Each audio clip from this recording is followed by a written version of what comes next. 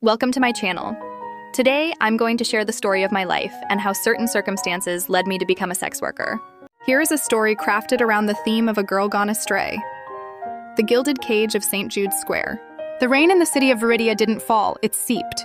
It was a fine, persistent mist that clung to the wool of Alara's good coat and beaded on the window panes of the tram, blurring the world into a watercolor of gray stone and muted gaslight. She watched the familiar streets of her neighborhood, Oldgate, slide past. The baker's where she'd bought penny buns as a child, the haberdashery with its dusty windows, the pub on the corner where her father would sometimes stop for a quick one that often lasted the evening. At 18, Alara felt the weight of her life settling upon her shoulders like the damp. It was a familiar weight, woven from threadbare expectations and the quiet desperation of a family clinging to the lower rungs of respectability. Her father, a clerk with ink-stained fingers and a perpetually defeated slope to his shoulders, spoke of making do. Her mother, whose beauty had been eroded by worry and long hours of mending, spoke of being sensible. Their world was a small, tight circle: home, work, church on Sundays. The boundaries were clear, and to step beyond them was to risk everything. Alara's boundary was marked by the iron gates of St. Jude's Square, a world away from Oldgate. It was there, 3 evenings a week, that she worked as a lowly parlor maid for the renowned dressmaker, Madame Cutest. The work was hard, dusting endless bric-a-brac, polishing silver that would never see a meal, scrubbing floors in rooms no one ever seemed to use. But it was clean, and it was respectable. Most importantly, it paid 7 shillings a week, money that kept her family from the debtor's notice. Tonight, however, the tram did not stop at her usual corner. A sense of reckless vertigo, a feeling so alien it was intoxicating, made her remain in her seat as it clattered past Oldgate and into the heart of the city. She was due at Madame's for an evening of preparing the salon for the next day's appointments. But the thought of another night breathing the scent of lemon polish and mothballs felt like a slow suffocation. She got off in the theater district, where the rain seemed to glitter instead of seep. The electric lights of the marquees blazed, illuminating posters of women with dazzling smiles and men with heroic jawlines. The air smelled of perfume, roasting chestnuts, and possibility. Alara stood on the pavement, her worn boots sinking into the wet crimson carpet laid out for the patrons of the Odeon Theater. She was a sparrow who had accidentally flown into an aviary of birds of paradise. She watched the women alighting from carriages, swathed in silks and furs, their laughter like the chime of crystal. They moved with a confidence that seemed to alter the very air around them. They were not sensible. They were magnificent. A deep, aching hunger awoke in Alara's chest, a hunger for something more than making do. It was then she saw her. A woman emerged from a sleek black motorcar assisted by a chauffeur. She wasn't like the others. Where they were bright and chattering, she was a study in cool elegance. Her gown was a column of emerald velvet, starkly simple, yet radiating an expense Alara could scarcely comprehend. A silver fox fur was draped over her shoulders, and under a chic, narrow-brimmed hat, her face was pale and perfectly composed, with eyes the color of twilight that seemed to see everything and give away nothing. She was alone, and as she glided towards the theater entrance, her gaze swept across the crowd and snagged on Alara. It wasn't a look of curiosity or disdain, but one of pure, unnerving assessment. It lasted only a second, but in that second, Alara felt utterly seen. Not as a girl from Oldgate in a damp coat, but as a potential something. The woman's lips curved into a faint, almost imperceptible smile before she disappeared inside. The spell was broken. The rain felt cold again. Shame flushed through Alara. She was late. Madame Claudette would be furious. The 7 shillings felt perilously fragile. She turned and ran, all the way to St. Jude's Square, arriving breathless and soaked, her heart hammering with a mixture of terror and exhilaration. Madame Claudette, a severe woman with a spine as rigid as her corsets, was waiting. "You are 20 minutes late, Miss Ellis. I do not pay for tardiness. I expect a full explanation." The lie came to Alara's lips with surprising ease. "The tram was delayed, madame. An accident on the line. I ran all the way." She infused her voice with a convincing tremor of distress. Madame's eyes narrowed. She didn't believe her, but the lie was plausible enough. "See that it does not happen again. The silver in the drawing room needs attention. Get to it." As Alara worked, her mind kept returning to the woman in emerald. That look, that smile. It felt like a key had been turned in a lock deep inside her, a lock she hadn't even known existed. The following week, the key turned again. Delivering a hastily repaired gown to one of Madame's most demanding clients, a theatrical producer's wife who lived in a lavish apartment overlooking the square, Alara was instructed to use the service entrance. Humbled and irritated, she was rounding the corner of the grand building when she almost collided with a figure stepping out of a private entrance. It was her, the woman from the theater. Up close, she was even more striking. Her beauty was not soft, it was precise and formidable. "My apologies," Alara stammered, clutching the garment box. The woman's twilight eyes flickered over Alara's maid's uniform, the box, the service entrance. There was no recognition in her gaze. The theater encounter had been too brief, but the assessment was the same. "No harm done," she said, her voice a low melodic contralto. She began to move past her, then paused. "You work for Claudette?" "Yes, ma'am." A faint smile. "She makes beautiful clothes for dull women. A terrible waste of talent. Tell me, girl, do you ever dream of wearing something that wasn't stitched for duty?" The question was so audacious, so personal. It stole the breath from Alara's lungs. She could only stare. The woman laughed softly, a sound like dry leaves skittering on stone. "I thought so. My name is Seraphine de Winter. And you are?" "Alara Ellis." "Alara," Seraphine repeated as if tasting the name. "A pretty name for a pretty girl. It's a pity to hide it behind a drab uniform and a life of servitude." She opened her velvet clutch and extracted not a coin, but a crisp white card. "If you ever grow tired of being sensible, come and see me. I can offer you a different kind of education." Before Alara could respond, Seraphine de Winter was gone, leaving behind only the faint, intoxicating scent of jasmine and bergamot. Alara looked down at the card. There was no address, only a name, Seraphine, and a single embossed line, the Orpheum Club. Everyone in Viridia knew of the Orpheum Club. It was a legend, a whispered name synonymous with illicit glamour, whispered to be a playground for the city's elite. A place where bankers rubbed shoulders with artists, politicians with actresses, and where the rules of the world outside seemed not to apply. It was a place utterly forbidden, the very antithesis of everything her parents, Madame Claudette, and Oldgate stood for. For days, the card burned a hole in her pocket. She'd take it out and stare at it, tracing the embossed letters. "If you ever grow tired of being sensible."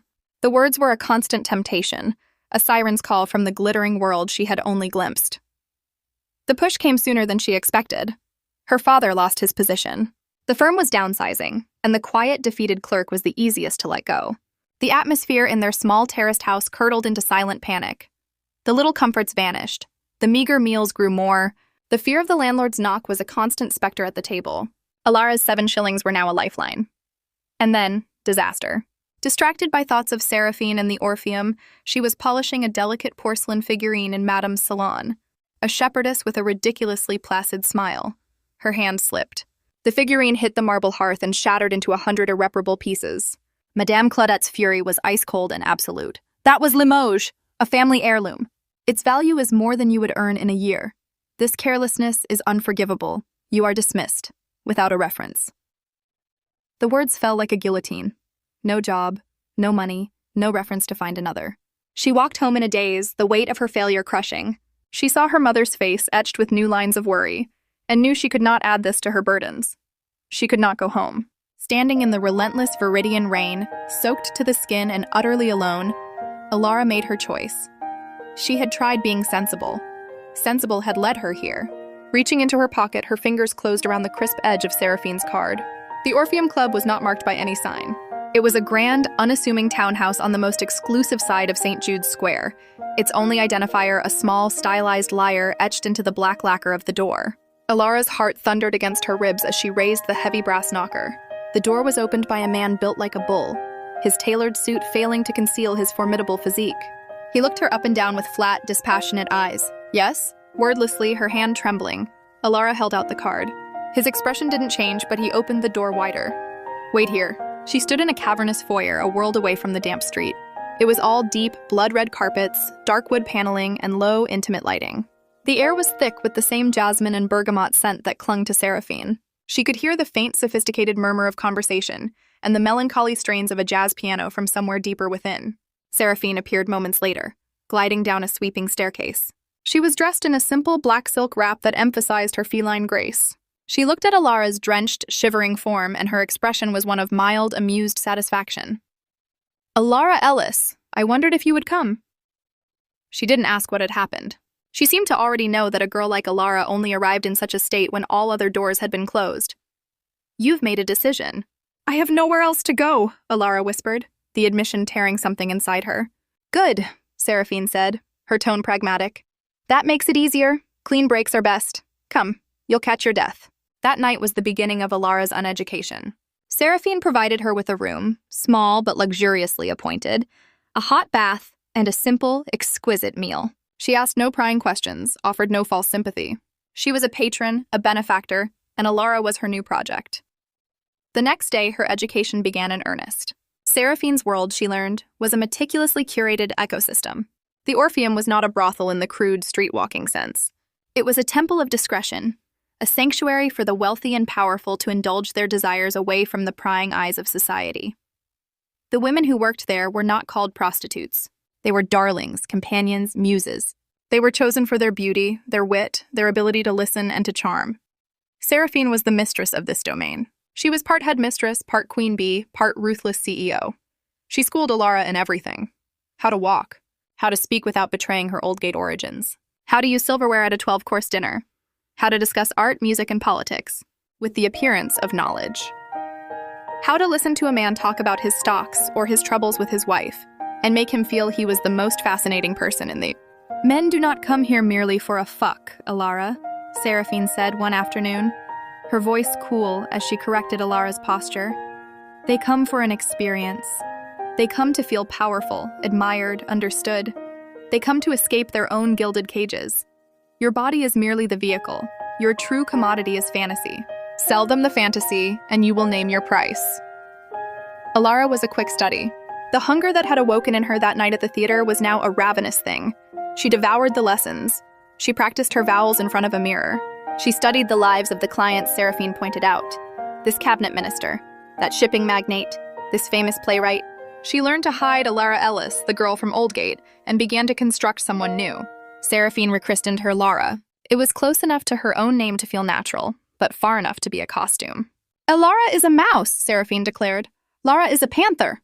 Her old clothes were burned. In their place appeared a wardrobe worthy of the women she had once envied from the pavement. Silk chemises, afternoon tea dresses, daring evening gowns. Seraphine advanced her the money, keeping a meticulous tally in a small leather-bound ledger.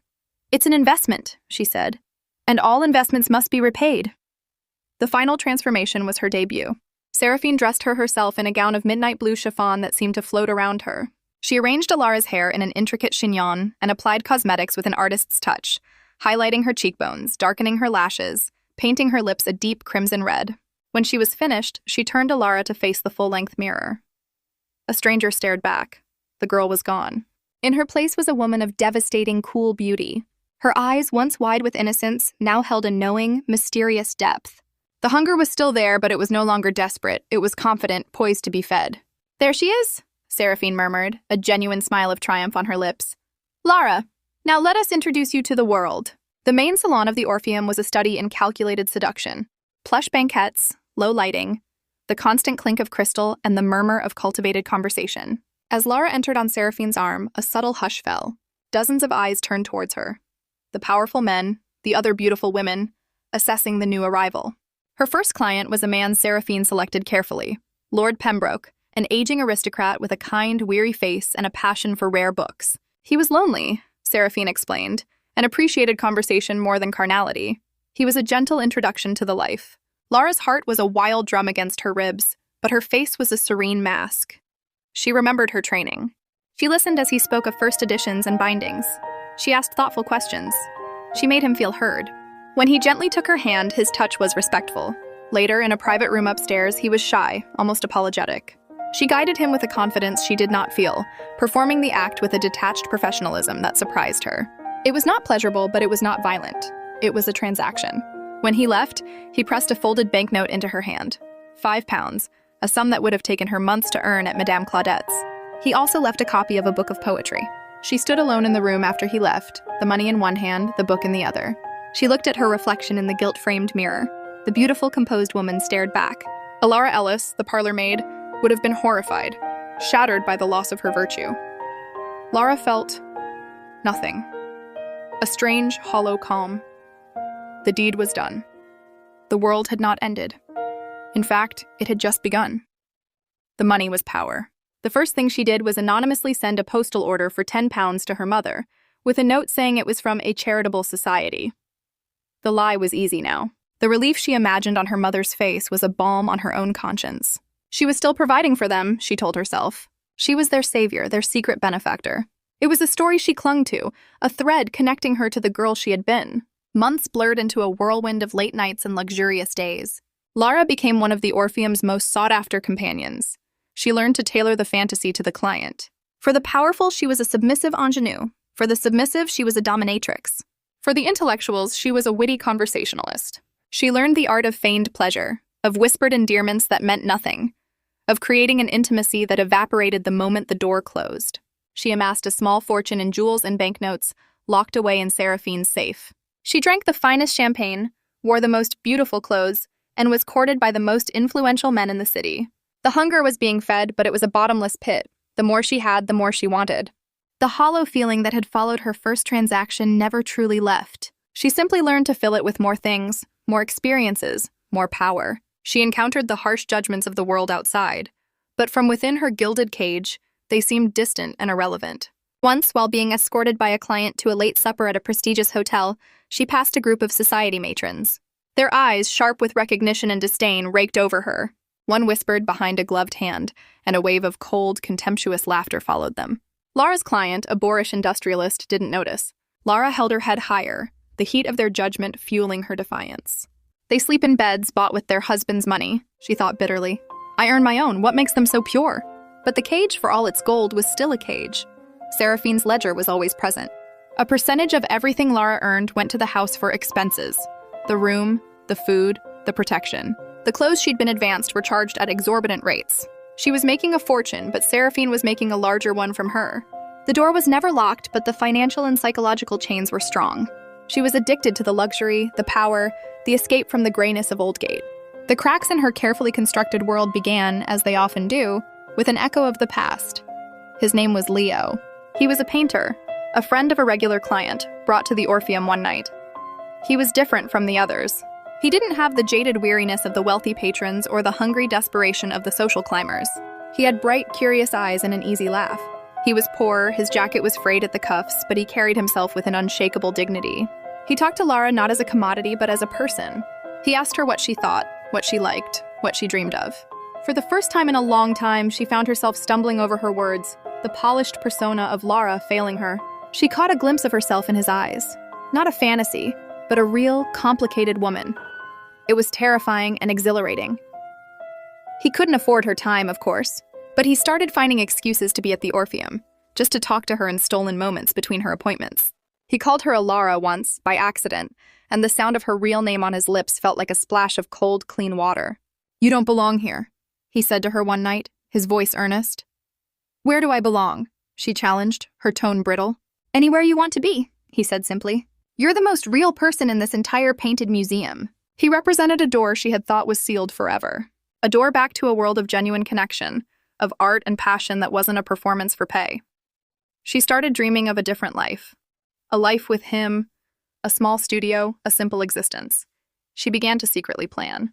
She started skimming small amounts from her earnings, hiding them away from Seraphine's ledger, building an escape fund. But Seraphine saw everything. She saw the looks between Lara and the painter. She saw the distant look in Lara's eyes during her appointments. One evening, she summoned Lara to her private sitting room. "The painter," Seraphine said, without preamble, sipping a glass of amber liquor. "It ends tonight." Lara's heart froze. "I don't know what you mean. Don't play the fool with me, girl. It doesn't suit you.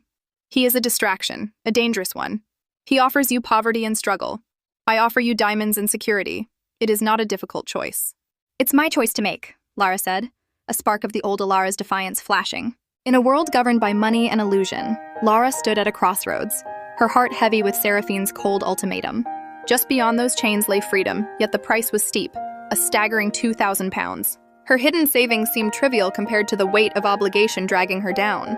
As Seraphine's words echoed in her mind, the threads of her new life interwove tightly around her, crafting a tapestry of despair and entrapment that stifled any flicker of hope. That night, the burden turned into an unbearable reality as she faced a client she detested, a man whose cruelty seemed insatiable. The air in the room thickened with disdain as he reveled in the degradation he inflicted. Lara's icy facade cracked, and tears streamed down her cheeks, a bittersweet offering to the monster before her. His laughter pierced the air, a cruel melody that echoed the hopelessness of her existence. In that moment of humiliation, she felt herself slipping further away from the girl she once was. But then, like a voice from the depths of a fading memory, Leo emerged, a glimpse of salvation wrapped in the promise of escape. He reached out to her, words woven with conviction. The world outside that glittering prison pulsed with the warmth of possibility. For a fleeting instant, she believed him. She felt hope ignite within her heart, a fragile flame flickering against the darkness. However, Seraphine's presence loomed like a tempest, cold and unyielding. Her regal composure shattered the fragile moment, a stark reminder of the chilling reality that awaited Lara. The weight of choice bore down on her. She was stuck between two worlds. With a heavy heart, she cast her fate with what felt safest, trading love and warmth for the certainty of power. Her voice trembled as she uttered the words that sealed her fate, rejecting the frail hope of love in favor of the familiar chains that bound her to Seraphine. The moment Leo left her, Lara felt the last flicker of her spirit extinguished. Embracing her new identity, she transformed into a creature of shrewdness, coldness, and brilliance. Now, she played the game with deft precision, wielding harsh truths as weapons. No longer a victim, she molded herself into Seraphine's prized creation, forsaking all reminders of a past life. The tenderness of her humanity faded as she dissected her heart like an unwanted burden, burying it deeper with each calculated move in this glittering prison of fading dreams. Years passed. The legendary Lara of the Orpheum was whispered about in the highest circles. She was a myth, a fantasy, a cautionary tale. She had everything she had once hungered for, and she was utterly, completely empty. The downfall, when it came, was not from a moral crusade or a scorned client. It was from within. Seraphine, it turned out, had been blackmailing a high-ranking police commissioner for years. He had finally been caught in an unrelated scandal and, in a bid to save himself, turned on his blackmailer. A raid was organized. It happened on a Tuesday night. The salon was in full swing, a symphony of whispered decadence. The doors burst open. The music died. The world of fantasy shattered under the harsh electric lights of the police. There was panic. Cries. The powerful men scrambled to hide their faces. Lara, cool and composed even then, simply stood up. She saw Seraphine for the first time look truly afraid. Their eyes met across the room. There was no solidarity, only a cold final assessment. Then Seraphine looked away, already calculating her own survival. Lara was arrested, along with the others. The newspapers had a field day. Den of Iniquity busted. St. Jude's Square scandal. Her name, her real name, Alara Ellis, was splashed across the front pages for all of Oldgate to see. The story of the girl gone astray was served up for public consumption, a sordid morality tale. Her family was destroyed. Her father, broken by the shame, died of a heart attack within the month. Her mother moved away, changing her name, never once writing to the daughter who had brought such ruin upon them. Lara served 6 months in a correctional facility. When she was released, she was nobody. The world had moved on. The Orpheum was shuttered. Seraphine had vanished, presumably with her fortune, to some other city to begin again. Lara stood on the steps of the prison, a small valise in her hand containing the few things she owned. The Viridian rain seeped through her cheap, thin coat. She was 25 years old, but she felt ancient. She had no money, no friends, no family, no name. The name Lara was a curse, and Alara belonged to a ghost. She found a room in a grim boarding house on the outskirts of the city, in a neighborhood that made Oldgate look prosperous. She took a job in a laundrette, her hands, once adorned with jewels, now raw and red from the harsh soap and scalding water. The work was brutal, mind-numbing, and paid a pittance. The heat and the steam were a pale echo of the hell she now believed she deserved. One afternoon, exhausted, she stumbled into a small public library to get out of the rain. Wandering the stacks, her eyes fell on a familiar name in the poetry section. Lord Pembroke, her first client. She pulled out the book. It was a volume of Keats. Tucked inside the front cover was a bookplate with his name. A memory, long buried, surfaced. The kind, lonely man. The book of poetry he had given her. In the dim light of her barren room, an impulse drove her to check out a book, a fleeting thought cloaked in mystery. Using a name that held no weight in the real world, she embarked on this uncharacteristic choice. As night enveloped her desolate space, she opened the book, an act that would unravel a cascade of buried memories and emotions. The slip of paper that fell from its pages held a profound line. Beauty is truth, truth beauty. Those simple yet powerful words echoed through her mind, urging her to confront the dissonance between her superficial past and her stark reality. Each repetition of the quote felt like a knife, slicing through the facade she had built. The resonance between beauty and truth became painfully clear as she reflected on the choices she had made. Her current life stood in stark contrast to the vibrant dreams she had once chased. Where had her beauty gone? Was there any truth left in the remnants of her existence? The evolution of her thoughts led to an emotional eruption, tears streaming from her face, each sob revealing the depth of her sorrow for the girl she had abandoned, the family shattered and the love cast aside. She was left confronting the fragmented pieces of her identity, the turmoil that came with the realization of her own desires. The morning greeted her with a world shrouded in steam as she walked into the laundrette, an environment that commanded her attention with its rhythmic intensity. Each folded sheet and drenched fabric felt heavy with the weight of her past choices. The mechanical motions offered a reprieve, a meditative cycle that stripped away the glamour of her former life. Without the gilded labels of Laura or Alara Ellis to define her, she embraced her new reality, raw and earnest. This was not a story of redemption. It was acceptance. She found herself standing amidst the swirling vapor, red hands worn from labor, aware that beneath the burdens and struggles lay a fragile beauty. Understanding washed over her. It wasn't a joyful ending, but a poignant truth, a recognition of her existence that felt both liberating and heavy.